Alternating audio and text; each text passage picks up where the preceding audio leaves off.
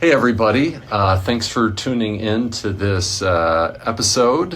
In this, we're going to talk about what it is like as an international student to find success and have a good time at the American Psychological Association's annual convention. I'm sitting with 3 counseling psychology PhD students, and all of us have been to American Psych Association conventions in the past and have learned a lot about how to make it worth their time and make it smooth, and all the opportunities for networking and professional development that can be found here. And so my name is Dr. Joseph Hammer, and I'm an associate professor of counseling psychology at the University of Kentucky, and I will let each of our panelists introduce themselves in turn. Hi everyone, my name is Cece, and I am a first-year PhD student here at the University of Kentucky, but I've been here for 2 years in total, going into my 3rd year now. I'm from Korea and Taiwan, but before Kentucky, I've lived in the UAE, where I attended college there and worked there as a researcher for 2 years. And this is my 3rd year in the US, living in the US. It's been a fun process, and I've attended the APA conference twice at this point. My research interests include eating disorders among queer women and the broader queer population, and also eating disorder and body image treatment for them. So it's been fun connecting with clinicians and researchers on that topic at the convention, which I'll talk a little bit more about later. Good. Thank you, Cici. So hi everyone, my name is Mindy, and I am currently a 5th year doctoral candidate at the University of Kentucky, and I was born and raised in China, and this is actually my 10th year in the States, which feels like a really long time. This is my first time attending APA convention, so there's a lot of experiences I'm learning new and also have a lot of fun with that I would love to share more about. In terms of my general research interest, I am focused on studying the mental health help-seeking behaviors among Chinese international students. So essentially, what are some of the facilitators or barriers for this population to seek out mental health support when they really needed it? So super happy to be here. Yeah, thank you, Mindy. My name is Wenxi, and I am the 4th year doctoral candidate in counseling psych, and this is actually going to be my 4th year I spent in the U.S. I directly transit from China and Beijing to the U.S., and Lexington is the first and the only place that I spend time, long term in U.S. What else I should mention? Oh yeah, I attend the APA conference for twice, and this year was my 2nd time to be there. I learned a lot from my peers and connection, and really had a great time. Also, my research interest mainly focused on intention, behavior, relationship in professional help seeking. I think that's pretty much. Great. Yeah, and I really appreciate you all taking the time to, while it's still fresh, because we're 2 weeks out from the convention and learned a lot of lessons, and so while things are fresh, we wanted to share impressions and pass that along and pay it forward to other international students thinking about going to the American Psychological Association convention. So to start us off, our first question that we want to tackle is, how do international students make the most of the APA convention? So whoever wants to start us off, and we'll just build from there. Absolutely, I'll just jump in here. So I'm still listening along. Sorry, we're recording this on ChatGPT to get a summary, and she was really excited, but she's not an international student, she's a robot, so I'm going to let the humans talk. How did y'all plan for networking at APA? That's a great question. So just hopping off from what you have, I guess since this is my first time attending APA, a lot of like things are like pretty new to me. That was like, oh, I want to learn like everything about how to prepare for it. One thing I definitely feel has been very helpful for me to take the most out of this convention is really early on checking out the APA program, which they made it available online, as well as create a phone app, which is really easy for you to like map out what are the sessions out there and then highlighting the ones that I am most interested in. I know the particular sessions I went to are usually following like the research interest. I really want to learn more about like people who do the same help-seeking research, for instance, as I did, or people who belong to the same community as I do, such as Chinese international student. And that is where also I made like a lot of like community building almost, and also chatting and also just learning about their experiences like in the US overall, or their experiences majoring in psychology overall. So those I would say are the good starting points for me for the most. Yeah, I think I should have used the program a little bit more, but I really only used it closer to the convention date. I relied a lot on listservs, which are basically like these email networks that different organizations and programs have. So some of the listservs that I'm a part of are like graduate students of Division 17, which is the group for counseling psychology as a part of APA. I am also a part of the SASO-Good community, which are for like queer individuals, as a part of Division 17, and like different divisions that are part of APA. I think one that was focused on like Asian Americans and Pacific Islanders.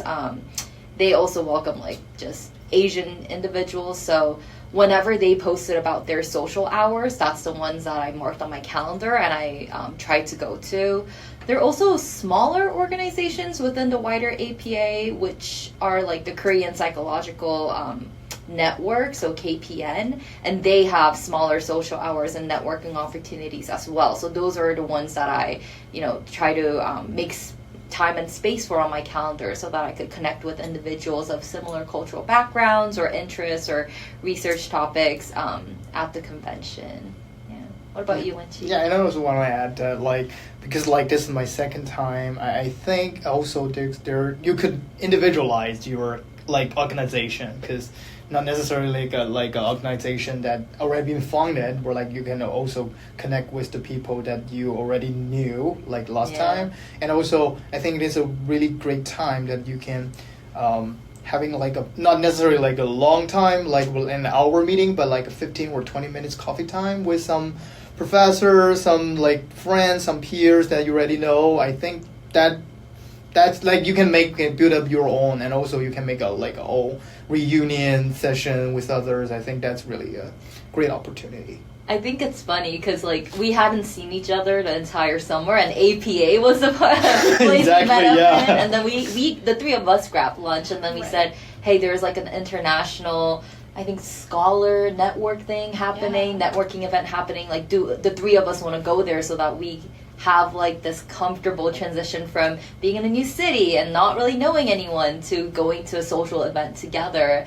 And I think they had different table groups where they talked about different topics, like how to get into academia as an international student and how to apply for internships. And the one I joined was being queer as an international student. And so I think having that social crutch almost of knowing someone there and attending events together was super helpful for me this time around.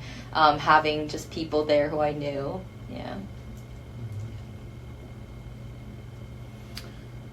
Yeah, and Division 51 of the American Psychological Association is the internationally focused division, and so chances are there will be programming there and social hours there that could be a good fit for some international students. And it's common for some of the larger divisions, as we mentioned, Society of Counseling Psych, Division 17, and I'm sure for Division 12, Society of Clinical Psych, I'm sure has their own international section within the division. So there's kind of different ecological levels of these pockets of internationally focused scholars where you can connect with folks.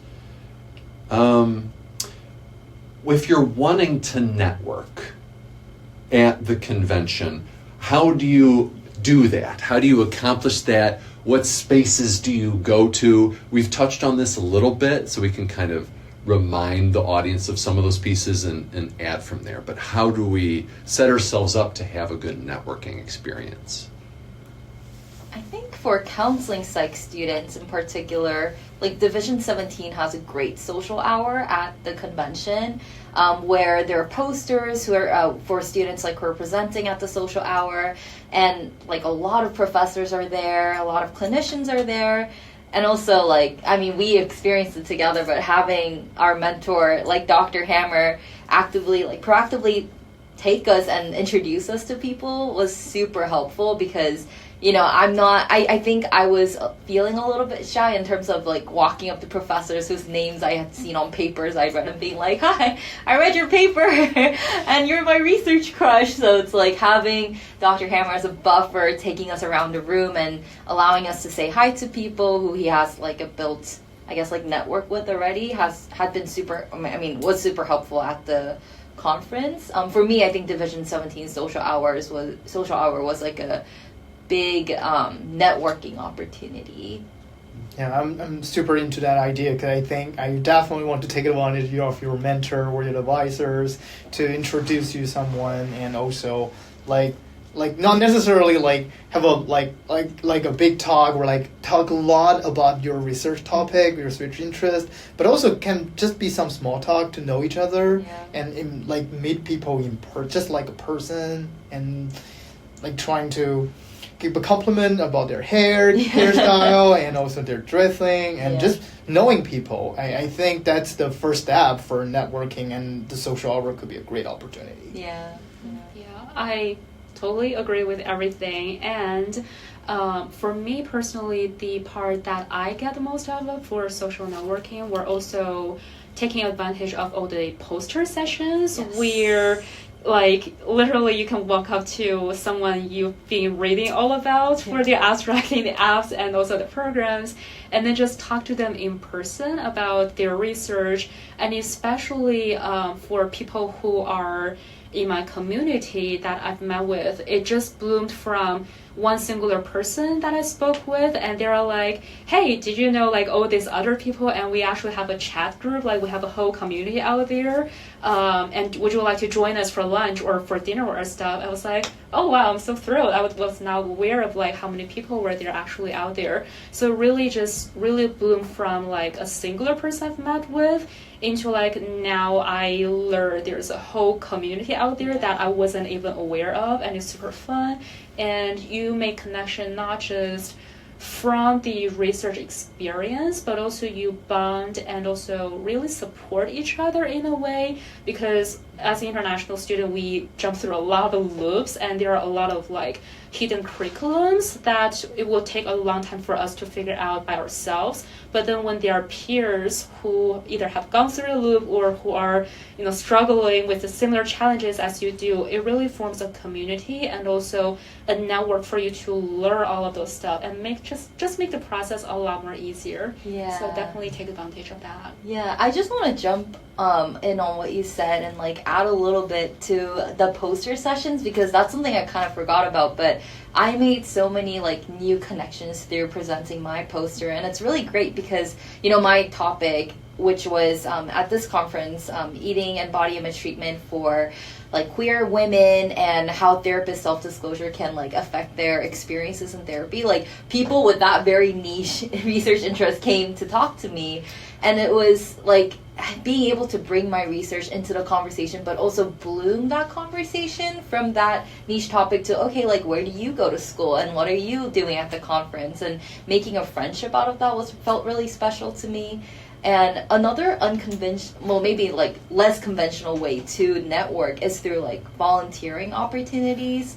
I volunteered both at the Liberation Lounge as a part of Division 17 and for Division 1's like volunteering sessions, and I like saw a lot of new people through that opportunity, and we shared like a lot of grad school stories, but also like career wise, where do you want to go, what are the next steps that we might want to take. And so those are really great ways, I think, to meet people as well. I also want to add something for the poster part. And even though you don't have a poster, you can also using the program to find some interesting topic. And especially for international students, sometimes I just want to share that when you face some when you share we're share same nationality, we're share mother language. Sometimes you just use your mother language to talk about it. Yeah. And we probably at the very beginning and the 3 seconds using English hi, and then you have eye contact with someone, and then they give you code say, oh, what about Mandarin? And I say, yeah, cool. And then we can using Mandarin to talk about and to share our interesting topic. Yeah. I think that also a great way to, because I think psychologically people, especially international students, having poster have a really imposter syndrome when they're for me at least for me, that I feel really not so confident in sharing my idea or something. Yeah. But when someone just come by and share with you some same not necessarily same nationality, but just sharing your opinion, their opinion, I think that's a great connection, and it's a vulnerable moment for all of us, and it's really easy to build up connection. Yeah. So I would say the poster session is a really great opportunity. And also I want to add with the volunteering things, to connect, the APA may not be the only chance for you to create a connection, but also to strengthen your connection. Mm-hmm. There are so many organizations that as far as I know, but I can't remember the full name. What is the full name for ACHPPI? Oh, the Association for Chinese Helping Professionals International. The name is really long, but it's a global organization for any Chinese individuals who are involved in the helping profession of some sort. And also there are some organizations for the Asian internationals, and also for the broad international students. Yeah. And they are recruiting a lot of volunteers to organize, where they have a lot of activities, just not happening in an APA conference. And at that time, if you volunteer that and you know people, and that is a great opportunity that you reunion and meet those people actually in person, not via Zoom or via video call. I think that's also a great time to boosting your connection and relationship with them. Something that I think what you reminded me of was, there are people who are comfortable speaking their native tongues, and I think the great thing about APA being such a big convention is that there's a little bit of a safe zone for everyone. So people who want to use Mandarin, for example, to talk about research, there's a home for them. But for me, a home that I found was that home of queer Asians, because I'm queer and I haven't seen a lot of other queer Asians in Kentucky. But I go there, and then there's a whole section of queer parents or parents who have with queer children who are talking about their experiences of their children coming out to them. And when I joined that conversation, I was like, wow, this is talking to people who I could potentially see as my parents, and just being able to talk about my experiences with them and finding, like I said, a home in APA, I think was so valuable to me in a way that could maybe not have been so easily replicated in Kentucky. So knowing that, this is Kentucky might be my physical space of where I'm getting my education and my degree and where I'm calling home for the next 6 years of my life. But then really the convention is where I might find people who is able to also provide me with emotional support outside of academia. That was really special to me, I think. Yeah, and I would highlight that maximizing the time spent, number one, at social hours, probably some of the most great opportunity for connection, and then number two, poster sessions, because certainly when you're presenting, people can seek you out, can learn, they're presenting on this topic or this thing, and they can come seek you out because they can see your name and your topic in the program. And so people come to you, and even when you're not presenting, when you go to these social hours, even if it's not an APA division sponsoring it, that's your normal home. I like going to poster sessions for Society of Clinical Psych, because chances are a portion of those posters are on topics or have the type of professionals who I might find some sort of connection with. And just the flexibility of being able to walk around, to stop and chat, to move on, to be able to see at a glance how people present as human beings, and you might see potential demographic connection that you want to harness. You can see them standing next to their poster where it's on a given topic. You can see what institution they're from, what country that institution is located in. There are all these cues and markers of belonging and identity and group membership, and a lot of times you could find some point of connection just visually by seeing the presenter standing there and seeing what's on their poster, and it can provide an excuse, a convenient excuse to strike up a conversation. And they have to stand near their poster and hang out, and people love it when people pay attention to them, because it's awkward to stand there, especially if nobody's paying attention to your poster. They're hungry for that interaction, and so it's a low stakes, easy excuse way to start conversations with people and build connection, and it just provides those conversation starters so easy. So poster sessions are really amazing for that. And another piece I'll highlight is that when you're students, it's easiest to connect with fellow students, and those students can connect you to their fellow grad student colleagues and to their professors. And so connecting with students is your ticket, is your journey to connecting with everybody else. And that can also feel much less intimidating than trying to connect with professors directly, though that's also a really good thing to try and practice courage and connect with people. And professors generally are kind, patient, understanding people. They remember how awkward and nervous they were when they were trying to connect. And so if you take the courageous leap to seek to connect with them, they will generally receive that gently, because they know how tricky it is, and people are generally warm and understanding with the awkwardness that can come up, because we understand that people are learning to do this small talk dance of connection. Well, something I wanted to jump in and say was something that I think sometimes Dr. PH says, who is a professor in our program, but he's like, you need to remember these people around you are your future colleagues. So, when you're connecting with students, you're really connecting with future academics, future researchers, clinicians, and they're going to be the ones, hopefully, like, coming back to the conference in, 10 years, and you're going to see them, and you're going to say, oh, wow, where did you end up? And they're going to be professors and, have different occupations. So really, you're not just connecting with other students, but people who are going to end up, maybe, potentially, who you're going to be ending up, working with, or referring clients to, etc. So I think it's a really great, APA is a really great place, teaming with opportunities to connect with, so many diverse individuals.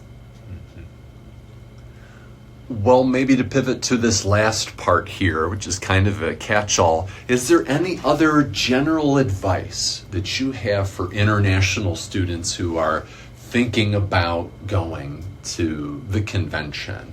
Anything else we haven't touched on that can help them have a better experience and make the most of their time, feel less intimidated, find their way around easier, that kind of maybe feels specific to international students?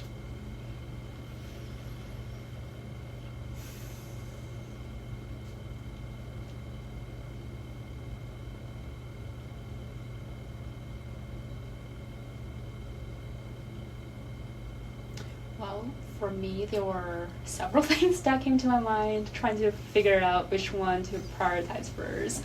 I guess just talking about preparation in timeline wise, I know as an international student, I know for myself, I'm actually traveling abroad for the summer break before attending APA. So figuring the part out for flight, hotels, and then where do I print out my posters, finance, it's a lot of things to go through your mind. So I know we probably have mentioned this a million times, but plan ahead early. So as soon as I know that I will be attending the conference and made my registration and everything, is when I actually start to look for hotels and flights while they are still widely available and pretty cheap. And that just saves me the time and energy than finding it out last minute, and things may be changing the last minute. I guess another thing I didn't get to mention earlier about like building networks and connection, it's a trick that I was not aware of it until it actually happened to make connection and also have a fun moment with people is sometimes people when they're presenting, they got so excited or maybe so nervous sometimes that they forgot to take a photo with their poster. I learned that as a trick because CC actually took a picture of me, and then I learned, oh, that can be something I would do for other people, and that just happened to be, a fun moment for me asking like presenters I've been like talking with to say, hey, do you want a picture with your poster? Have you gotten it yet? Mm-hmm. And sometimes when their advisor or like their research supervisor were there, or even their like lab members were there, I was like, hey, do you want to collaborate photo together? And that was just a fun moment for them to make memories with each other and also help me to make an impression for their peers. And then we exchange numbers, we like talk more. So that is also one sneaky trick I gradually learned that has helped me to gradually, as a soft navigation to like opening up conversations and also building more connections, which I had a lot of fun with. Yeah. Now, at the next APA convention, we're going to see all these people going around offering to take photos. Yeah. Hopefully they don't charge. Yeah. You can Venmo me. Scan this QR code. Would you got anything? Like I do have like some general advice, not necessarily for international, but if you are the first time to go to the APA, I would say like the first day really matters. Because like the first day that you definitely want to plan out what times that you want to go there, and just plan the whole day. Because usually like the first day is the busiest day, and the second day is probably you can have more time to connect with others, have coffee time, and third day usually like people just zoning out because there are people who got exhausted for the 3 days meeting. But I do think like the first day that is a time that you meet no new people, and because mutually they have the same expectation for the first day and they have the most fresh mindset and energy for the first day. And so definitely take advantage of the first day, and luckily the social hours usually happen in the first day. Yeah. And like I think that's the kind of like usually the timeline, and take advantage of that, and don't necessarily like squeeze all the energy every day, but also like to try to prioritize your time allocation so that you can yeah That's very true. Like prioritizing certain things over others so that you're not completely exhausted, and knowing which sessions you really want to attend. I think something that what you mentioned, Mindy, about the flights really, like, I was like, whoa, there is that layer, because I managed to attend APA completely for free this year just by the virtue of like volunteering for everything I could get my hands on, because I was also traveling from like Taiwan and Korea back to the States, and it gets really expensive as an international student, and like you need to really learn how to budget. So I think for other international students who may be experiencing certain financial concerns, there are volunteering opportunities available. There are also travel awards available through certain divisions. So make sure to look up like different divisions that you might be interested in. Sign up for their listservs and like get acquainted with it. I volunteered with Division 1 this year, which covered my hotel costs, which get really expensive in Denver or like any other big city. So they covered my costs. I volunteered with APA, the general organization, and they covered my registration. I applied for funding with the school. I'm also going to apply for like the graduate student funding, which is available within the University of Kentucky for conferences. So there are ways to get the cost covered, and I think that's a really valuable way to, not be spending a lot of money that are going to be like, putting your budget on a strain, or like if financial concerns are the reason that you feel like you can't attend conferences, and that can be a good way to like, I guess, like bypass that barrier. But another thing that I wanted to say is a little bit more general, but saying yes to things. I had a really fun time this convention because of the amount of yeses I gave. Also, gauging my energy levels, but like I connected with some people at the University of Wisconsin through my poster session, and they had a birthday party later that day, and I said, yes, I'll go to the party, and I ended up singing happy birthday to some strangers that I didn't know. That's really cool. I know, but now we're like lifelong friends. Like, I don't know, we exchange numbers, we exchange emails, and like now I want to, like, you know, if I think of something that's related to their research, I want to be sending it to them, and maybe organizing certain social hours for the divisions that I'm working for and inviting them over so that we can build stronger networks.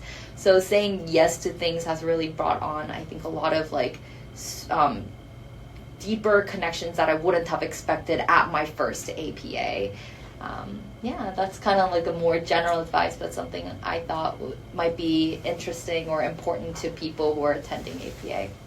Always the say yes to the opportunities, and also I want to add that like I also want to encourage internationals to ask more question. Like probably you want to give your some expectation or some aims on, hey, I come here like some round table, what kind of answer I'm seeking. Mm-hmm. And like, 'cause like for me, like or some people from China, probably we are more reserved in asking question or initiate a conversation.